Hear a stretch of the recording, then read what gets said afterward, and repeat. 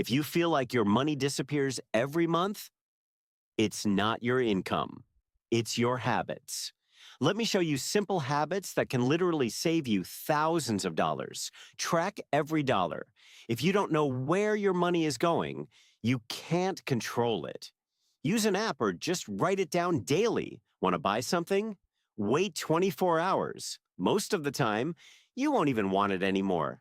Set up auto transfer the moment your paycheck hits. Save first, spend later. Just because you earn more doesn't mean you should spend more.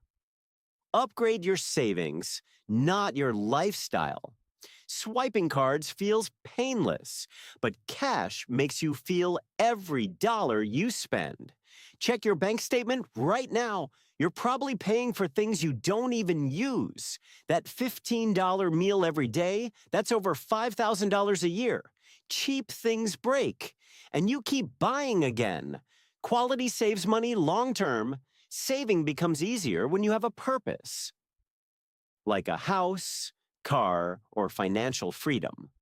Saving alone is not enough. Make your money work for you through investing. Start with just a few of these habits today, and your future self will thank you.